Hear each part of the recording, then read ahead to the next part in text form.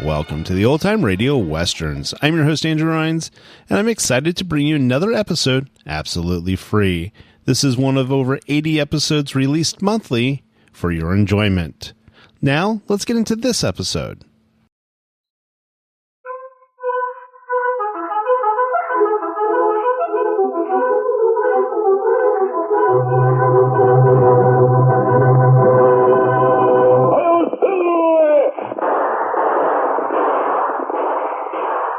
Horse with a speed of light, a cloud of dust, and the haughty Hi-Yo Silver, the Lone Ranger.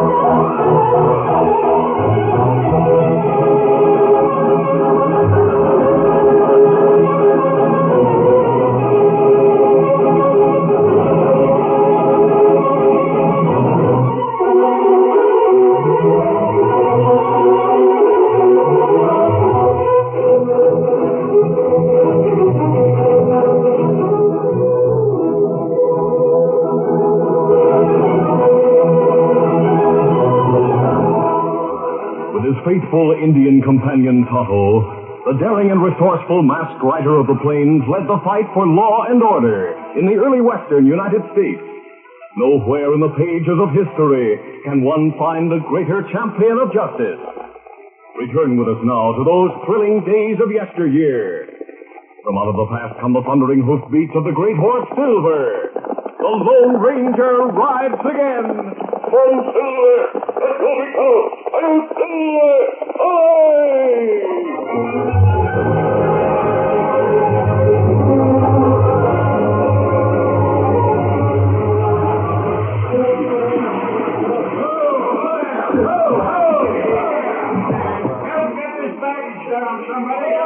A neatly dressed, middle-aged woman who stepped from the stage at Brimstone was not the type to attract much attention from the curious group at the stagecoach station. Annie Calhoun stood for a moment looking around.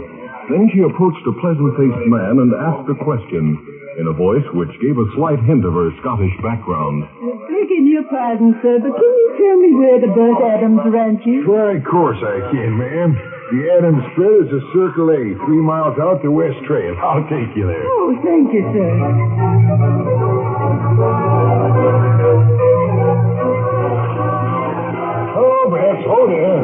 Later that morning, Annie stepped from a buckboard in front of the Circle A ranch house, and taking her well-worn carpet bag in her hand, she thanked her benefactor, then turned and walked toward the house. Bye, ma'am. Get out there. Come on. As Annie hesitatingly started up the porch steps, a tall, bronzed man about 28 years of age came around the house holding the hand of an 8-year-old boy. Annie stopped and stood waiting. Morning, ma'am. Something I can do for you? I'm good at it. I know. Oh, well, what I mean is... Oh, land sakes, you startled me a wee bit for the moment. Oh, are you going to stay with us? Are you? Now, Donnie, you mustn't ask questions, son. Now, ma'am, if you care to tell me what it is you want... Well, you see, sir, like the little one has just said, I was hoping perhaps I could stay here. I'm afraid I don't savvy. Well, you see, sir, I'm good at housekeeping and looking after little ones like Donnie, for instance, and a cook, and I'm... Now, hold on, please, ma'am. Not so fast. We already have a cook, and my mother looks after the other things. Your mother, you say? That's right. She lives with us. My wife passed on a couple of years ago. Oh, I'm sorry to hear about your wife, sir. It was brazen of me to come out here so unexpected, asking to be taken in. Oh, but why can't she stay, Daddy? I want her to stay. I like her. Oh, bless your heart, laddie. Come to think of it, Mother complains a lot about what she has to do. She really isn't too well, you know. Oh, that's too bad. Yes, it is. It's nothing serious, but she gets headaches at times and complains of feeling faint now and then. Think of that. We, might give you a try, eh, Donnie? Oh, golly. I knew you'd have a kind heart, lad, and I'll do my best to...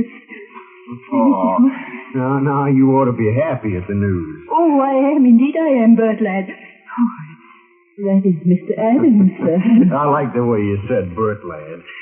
You call me Bert. But, what do we call you? Well, I've been known as Mother Calhoun, and it would please me... Mother Calhoun it is. How's that, Danny? Oh, gosh, that's fine. May I show Mother Calhoun my pony over in the corral? Oh, that you may, laddie. I'd be most happy to see you. Fine. You go along with Donnie. I'll take you back inside.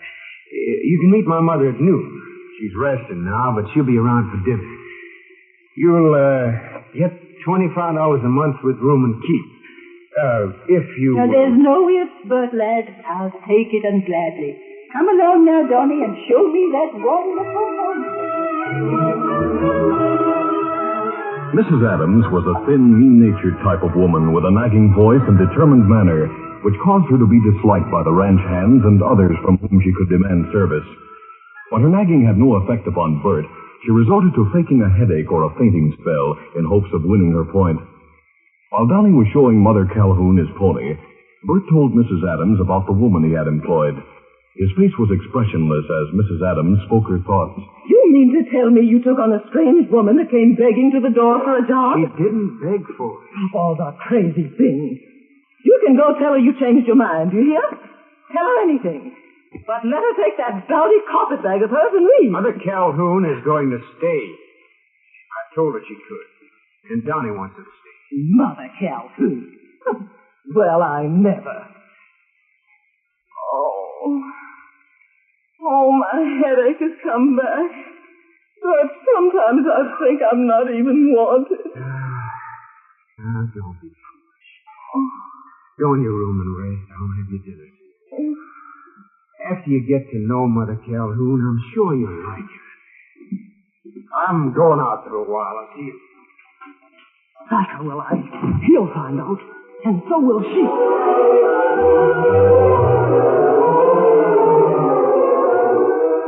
A few weeks later, Mrs. Adams drove the buckboard to town alone and went to the office of Carl Arnhem, whose slight Germanic accent intrigued her, along with his suave manner. Carl was a land agent who was not too well thought of because of his slick operations. He stood up as Mrs. Adams entered. Well, my dear Flora, you've not been here lately. No, I haven't been to town, Carl. Sit down. Thank you. You've heard about that woman Bert hired at the ranch? Oh, but of course. You're upset because your son and grandson like her. Bert's not my son, and you know it. And that boy, Donnie, is a nuisance. But you've never told Bert that you're not his mother. Well, of course I haven't. If he knew I was only his stepmother, it would make things worse than they are. When I married my husband, Bert was only 2. And I detested every minute of bringing him up. But I couldn't show it. Oh, if there was some way for you to get a share of that ranch, we could get married, Flora. You, haven't changed your mind, Of course I haven't, Carl. But even without a share of the ranch, we could... You wouldn't be happy without plenty to live on. Carl, you told me that land those farmers live on south of the Circle A is valuable. Yes, it is. The railroad would pay high for it. But your stepson cut it up into farms for those people who haven't paid him anything for almost a year. Why, they could all be evicted on short notice. Oh, Bert's too soft-hearted. But he's played into my hands at last, Carl. Huh? And those farmers will be evicted. What do you mean? Well, Bert left this morning with some of the men on a big cattle drive north. Uh-huh. He'll be gone almost 2 months. Well, last night, I got him to sign a paper giving me the right to act for him while he's gone. Power of attorney. Yes, I guess that's what you call it. Now, Carl, you attend to the eviction notices. Then get in touch with your railroad man and make a good deal for that tract of land. But when Bert gets back, how will you Well, explain? I'll just give him the price he sold the land for to the farmers. Then, when the railroad pays off, we'll keep the difference and get married. Let him marry. What can he do? Nothing, of course. I doubt if he'd try to do anything towards his own, shall I say, mother. And tomorrow I have something else to do, too. Yeah? I'm putting out that soft-talking alley Calhoun, bag and baggage. Now, come on, let's go talk to the sheriff about serving those farmers with notices. Later that morning, the Lone Ranger and Tonto were preparing to break a temporary camp they had made in a grove just off the main trail. There. You bet that cinch is thin enough. We have things packed in saddlebags now. Let's get going, then. We should reach the mission by nightfall. I'm anxious to visit with the Padre and get the news. Easy, steady, big fella. Scout, easy, fella. Come on, Silver. Get him up, Scout. We'll head up the west trail past the Circle A spread, then cut across to the river trail. That save time. Sun very hot. River trail not be dusty like others. Well, here's the trail. Let's move at a faster pace. Come on, Silver. Get him up, Scout. A masked man and Indian rode along the west trail a short distance in silence. Then Tonto pointed and spoke. Look, Kemosabe. Someone sit on rock and hide a trail yonder. It's a woman, Tonto. She shouldn't be out on this trail in the hot sun. Perhaps we can help her. Look, a woman stand up. Her seem frightened. Mask has frightened her. Don't be afraid. We won't harm you. Oh, Silver. Oh, easy. Lance, a masked man and an Indian. Please don't be frightened. We stopped because we thought it could help you. Believe me, we're friends. Oh, sure, Lance, there's nothing worse could happen to me than being alone and stranded in the middle of nowhere. A friendly word is welcome even from one wearing a mask. Well, it's not good you be alone on trail. I noticed your carpet bag. You were heading for town? Aye, lad, that I was. I have a wee bit of money, but not enough to get far. Just having to leave Bert, lad, and Donny boy has put an ache in my heart. Oh, I'm sure we can help you if you'll let us. Thank you, lad. I have a feeling I can trust you both. Good. We were camping a short way back from here. We'll take you there. Then Tonto will go and hire a rig to take you to town. Tonto, we'll ride double to camp. The lady can ride scout. You mean I have to get up on a horse? Oh, lad. He's very gentle. We'll ride right beside you. Now let's go back to the campsite. Within a short time, the Lone Ranger and Tonto reached their former campsite with Annie Calhoun. The Lone Ranger gently lifted her from the saddle and made her comfortable. Annie, liking them, told what had happened. And so I left without so much as a goodbye from little Don. It's strange that a woman like Mrs. Adams should have a son and grandson like Flirt and Donnie. Tell me, Mother Calhoun, why did you seek out the Adams ranch in the first place? Dad, there's something about you that makes me want to tell, so I shall. Thanks. We'll be glad to see you. Years ago, I married. We lived in St. Louis with my husband's parents, who resented me. While my husband was with an expedition in the West, our son was born. His folks told me the baby died at birth, and later they put me out. I see. They told me that my husband had been killed in the West. Well, I left the city. 10 years later, I went back and found out that the baby had lived, and so had my husband. Oh, they told him I deserted him and the baby. He got a divorce and went west with the boy and remarried. 8 years ago, I read of John's death in a St. Louis paper, and of the marriage of his son. And it told about the ranch and all. I'm beginning to understand. The man I married was John Adams. Bert is my son, and Donnie my grandson. Oh, finally had his freedom. And John never told Bert. He thinks that woman is his real mother. Your story explains a great deal. Yes, I know. But the worst of it is she's got Bert to let her sign papers while he's away. And she said, when she put me out this morning, that she was putting out all the small farmers' houses here, too, right away. She tries to evict those farmers. There'll be trouble. Plenty of it. Hello, before that woman goes too far, we're going to find a way to stop her, once and for all.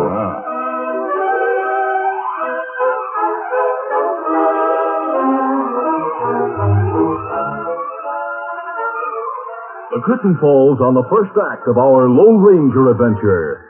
Before the next exciting scenes, please permit us to pause for just a few moments.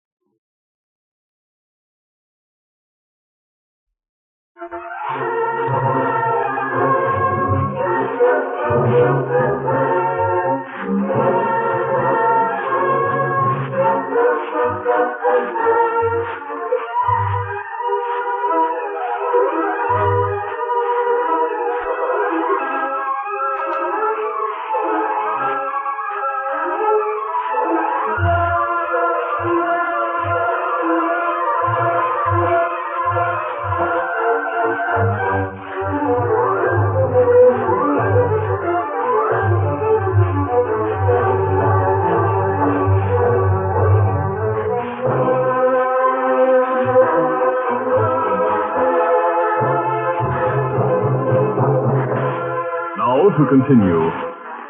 After Annie Calhoun told the Lone Ranger and Tonto that she was really Bert Adams' mother, she also told them about Mrs. Adams' plans to evict the farmers during Bert's absence. Knowing it meant trouble, the Lone Ranger stated that some means must be found to stop the eviction. He stood for a moment thinking. Then he spoke again. When did Bert leave? Yesterday morning. Tonto, if they're driving a big herd, they won't go too far in 24 hours. That's right. Oh, Mother Calhoun, do you have any proof of your relationship to Bert Adams? Oh, yes. In my carpet bag I have our marriage certificate. John's and mine, and Bert Ladd's birth record, along with a tintype of John and me when we were married. I kept them under the mattress at the ranch, so his stepmother didn't see them. Good. Tonto, I'll make a comfortable lean-to here for Mother Calhoun. Take Scout and follow Bert Adams. Tell him what's happening to the farmers. Get him back here as soon as possible.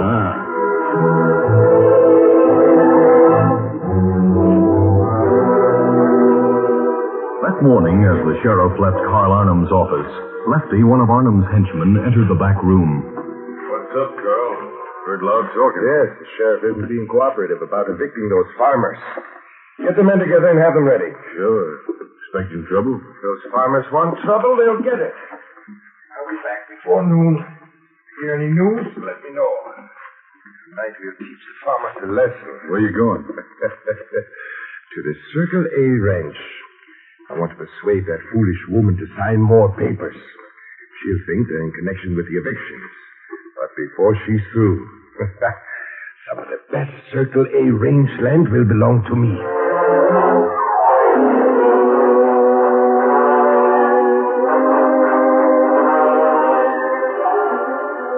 Back at the camp, the Lone Ranger had made Annie Calhoun comfortable. Then, leaving her in the grove lean-to, resting, he went to another grove a short distance away, and in a secluded spot, he carefully disguised himself as a Mexican. Then he headed for town to see what was happening. Leaving Silver in the woods behind the cafe, the Lone Ranger went between the buildings and entered the front door. He made his way to a vacant table and sat down alone.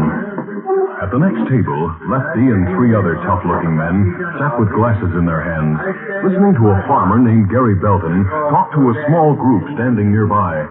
No one's put me off the farm I worked so hard to cultivate. Some of the others are upset and wondering just what to do. But I talked to all of them and told them to sit tight. I'm going back out there now to have another meeting with the others.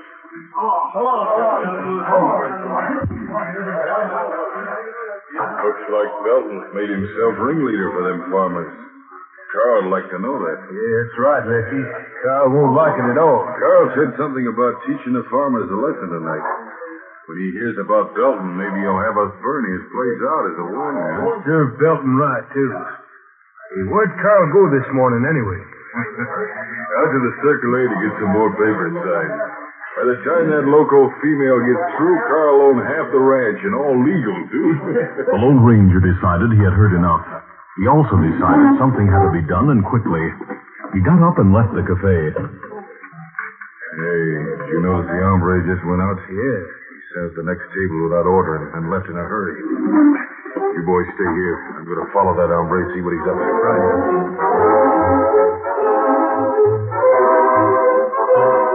The Lone Ranger went out of sight into the woods where Silver waited beside a small stream.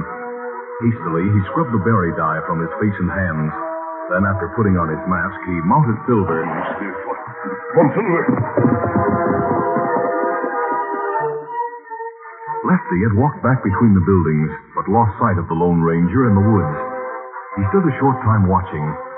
Then he heard departing hoofs and saw the Lone Ranger ride from the west end of the woods and head toward the west trail. Hey, that hombre's up to something. I'm going to find out what it is. I'll get my bronc and trail him right now.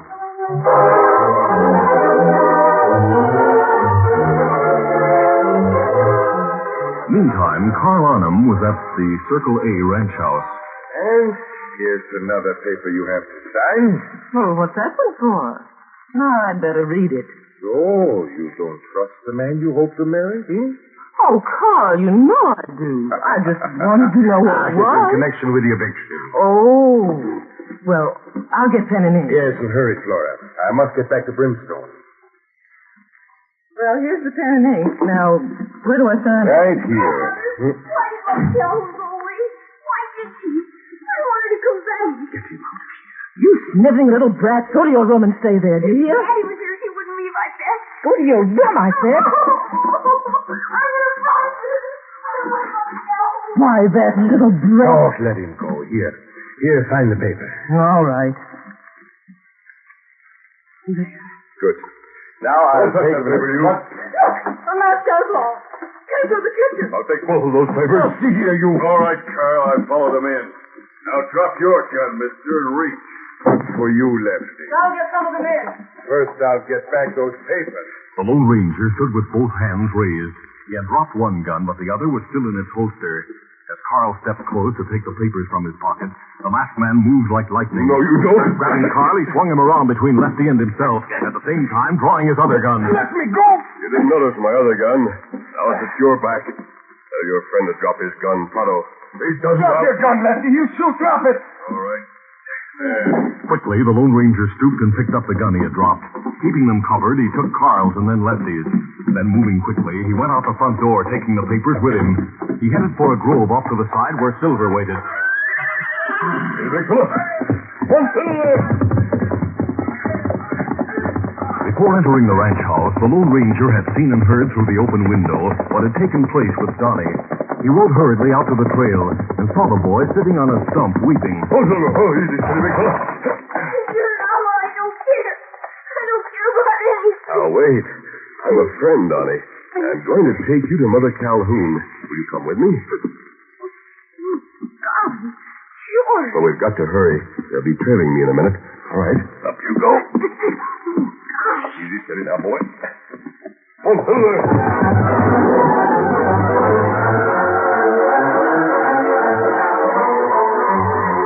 The masked man had used clever means to cover his trail to the camp. After reuniting Donnie and Mother Calhoun, he waited impatiently for Tonto and Bert as night began to fall. Finally, hearing fast hoofbeats approaching, he mounted Silver and rode out to meet them. One Silver.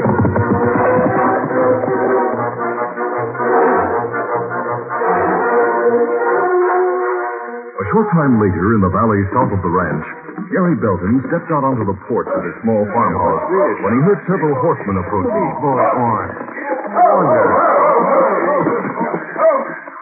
You were given time to vacate. Now it's an example to the others. We're going to burn you out. Why, you ornery, smooth-talking coyote? Put it. Oh! Now get busy, men. Get the fires going. Carl's men dismounted and started to move toward the house and buildings when they heard fast hoofs approaching. I hear others coming beyond the bend. That might be the sheriff and the posse. Get your horses.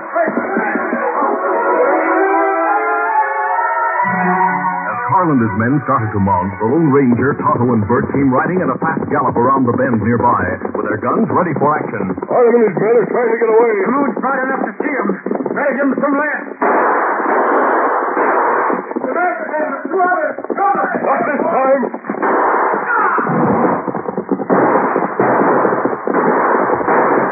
Carl and Red had both been wounded, and as Tonto and Bert turned their attention on two more, who had come with Carl, Red, and Lefty, the Lone Ranger shook out his lariat as he noticed Lefty, who had succeeded in mounting, spur his horse and start away. Come back, you! Swinging his lariat over his head, the masked man threw it at Lefty. With a whir, it settled around the crook's chest, pulling him roughly from the saddle. Covered by Tonto and Bert, the other two quickly dropped their guns and raised their hands. Looks like we got them all, mister. What's going on here? I heard Arnhem and his men left town. Mean with two deputies. A man Calhoun. Reach, mister.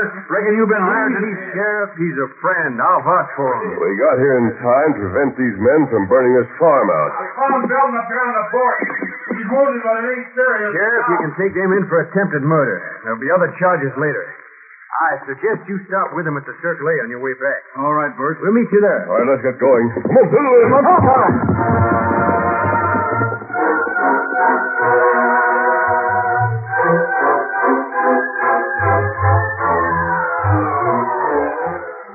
Later, at the Circle A ranch house, the sheriff stood with Carl listening as Bert talked to Mrs. Adams. I can't savvy why you did all this, Mother, but I'm sure Carl Arnhem was at the bottom of it all. Stop blaming Carl. I don't know what brought you back here, but I can tell you facts. I'm marrying Carl. What? She's talking foolish. I had no such idea. Now, see here, she's my mother, and you can't... She's not your mother, you fool. Say, what is all this? I don't understand. Daddy, I found her. Found who, Johnny? Where have you been, son? Donnie was at our camp with Mother Calhoun. She's really your mother, Bert. She has the proof. Bert, Red. Oh, my boy. I'm all confused. But I hope it's true. So you're my real mother. Yes, Bert, lad. Oh, bless you. I often wondered why I didn't, feel any love for... I suppose being your stepmother won't mean anything now. I'm not wanted by you, Carl. Mother Calhoun will take over here. I'll fix a small farm for you in the South Valley, Mother Adams. You can go there to live. Sheriff, you can have the pleasure of tearing up those eviction notices. Tell the farmers they're safe, just as I promised. I knew Arnhem and that woman were lying. The masked man gave me the papers he took here today. Arnhem was trying to get part of my property. He won't need property where he's going. Say, who is that masked man? Him and the Indian slipped on out. Oh, well, Mom, maybe you or Johnny can tell us that. Indeed I can, Bert, lad. Like yourself, he's a laddie I'd be proud to call my son. Brave, gentle, and understanding. He's the Lone Ranger.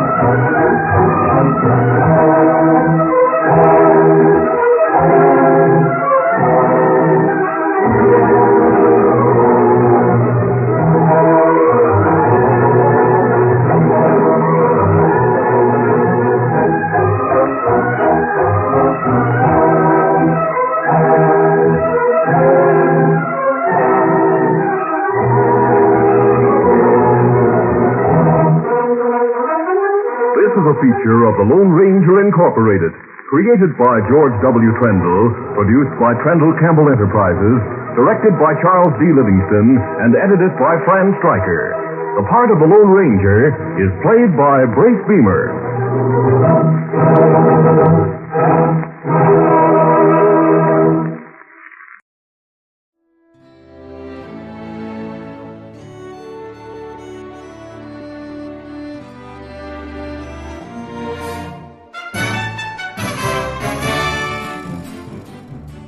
This has been a presentation of OTRWesterns.com, and we hope you enjoyed. Please take some time to like and rate this episode within your favorite podcast application. Follow us on Facebook by going to OTRWesterns.com/Facebook, and subscribe to our YouTube channel by going to OTRWesterns.com/YouTube. Become one of our ranch hands and unlock some exclusive content. We want to thank the following ranch hand, Steve, who joined us recently. You too can join by going to OTRWesterns.com/donate. Send us an email, podcast@OTRWesterns.com, and you can call and leave us a voicemail, 707-986-8739. This episode is copyright under the attribution non-commercial share-alike copyright. For more information, go to OTRWesterns.com/copyright. Have a great day, and thanks for listening.